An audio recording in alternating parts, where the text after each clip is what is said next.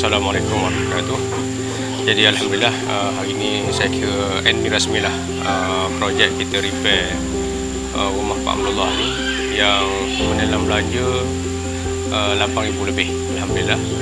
Yang mana rumah yang macam ni dari segi hakikatnya memang agak susah untuk dapatkan bantuan untuk baik pulih disebabkan oleh yang pertamanya bukan asnaf. Kalau asnaf insyaAllah senang kita dapatkan bantuan, kita dapatkan sumbangan. Tapi kalau kaya sebenarnya kita tak perlu bantu, tapi susah sangat pun tidak, kaya sangat pun tidak, menyebabkan kadang-kadang masyarakat kita seperti ini tersepit. Jadi alhamdulillah setelah saya pusing sana pusing sini dapatkan bantuan, dan alhamdulillah akhirnya pihak Muslim Care dan bersama-sama dengan beberapa sahabat yang lain kita dapatkan dana. Dan alhamdulillah dengan dana tadi kita dapat buat dan repair rumah ini secara charity. Dan kontraktor yang saya cari secara lamsam, mereka perlukan tak kurang daripada 20,000 hingga 30,000 jikalau projek ini diberi secara langsam. Tetapi jumlah itu bagi saya agak sukar untuk dapatkan dalam keadaan sekarang. Jadi oleh kerana itu alhamdulillah saya dapat satu idea untuk kerahkan orang-orang yang saya kenal dengan tukang-tukang di sini untuk buat gotong royong secara charity. Tapi charity ini bukan bermakna diorang buat cuma. Kita bayar gaji kepada semua pekerja-pekerja, tetapi kita yang bagian uruskan pembaikan pulih ini tidak mengambil satu sen pun daripada dana tersebut.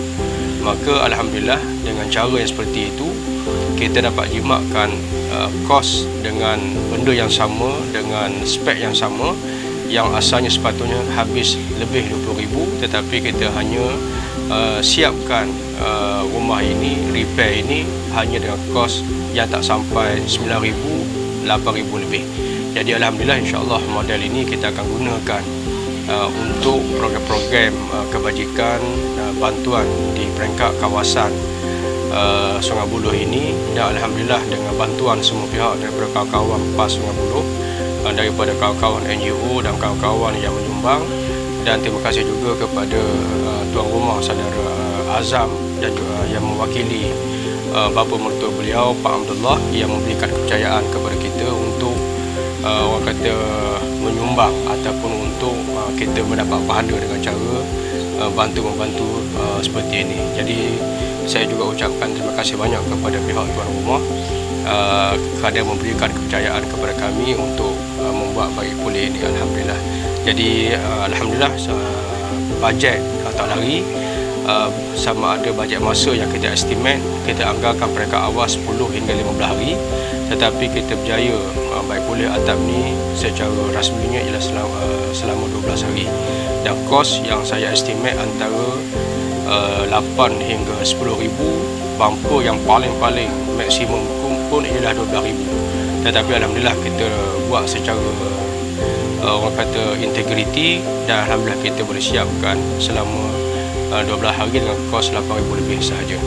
Jadi terima kasih sekali lagi kepada tuan rumah, terima kasih kepada saudara Asri sebagai ketua penerangan, dan terima kasih kepada semua yang membantu. Mudah-mudahan insya-Allah ini bukan pertama kali. InsyaAllah kita akan teruskan siri-siri membantu masyarakat-masyarakat yang memerlukan sekitar ini insyaAllah. Wallahu ta'ala alam, aqulu qali hadza wa astaghfirullahal azim li wa lakum. Wassalamualaikum warahmatullahi wabarakatuh.